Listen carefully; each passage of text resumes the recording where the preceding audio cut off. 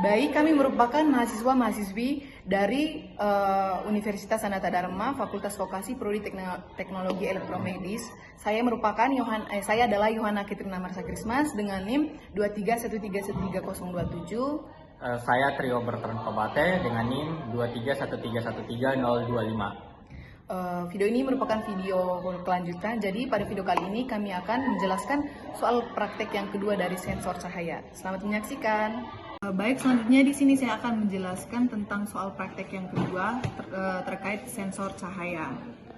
Jadi rangkaian yang kedua ini tuh ada beberapa komponen. Yang pertama itu ada power supply 5 volt sebagai sumber tegangannya. Lalu di sini ada LDR, yaitu komponen ini memiliki resistansi yang berubah-ubah tergantung pada intensitas cahaya yang mengenainya. Lalu di sini ada transistor Q1 dan Q2.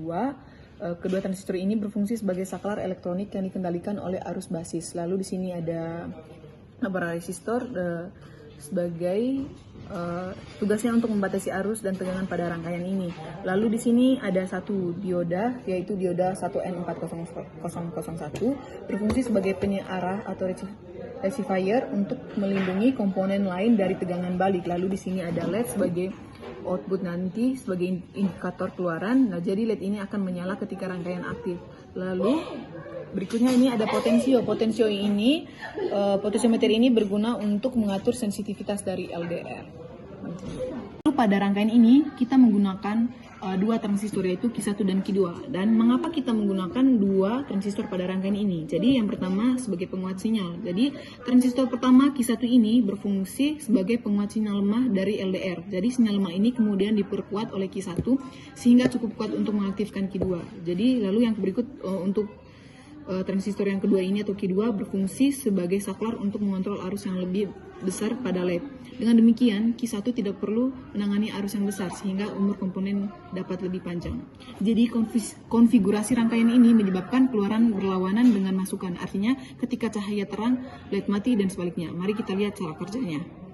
Baik, selanjutnya ini adalah cara kerja dari rangkaian ini. Jadi saat kondisi terang seperti ini, ketika intensitas cahaya tinggi, resistansi LDR rendah, arus mengalir melalui R1 dan basis Q1, namun tidak cukup besar untuk membuat Q1 konduksi. Akibatnya Q2 juga tidak konduksi dan LED mati seperti ini.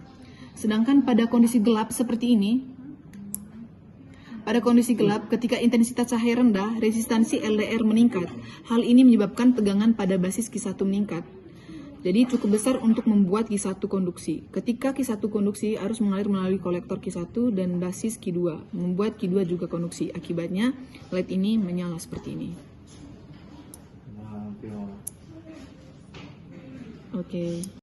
Pada kesempatan kali ini saya akan menjelaskan cara kerja atau cara menghitung tegangan pada rangkaian kedua ini. Nah, yang pertama saya akan menghitung tegangan pada Q1 pada kaki basis pada saat LDR kondisi terang dan kondisi gelap. Pada kondisi terang itu dia mendapatkan tegangan sebesar 0,8 volt. Pada saat kondisi gelap dia mendapatkan tegangan sebesar 0,4 volt. Oke, kita lanjut yang kedua, itu kaki yang antara Q1 dan Q2 pada kaki basis ya.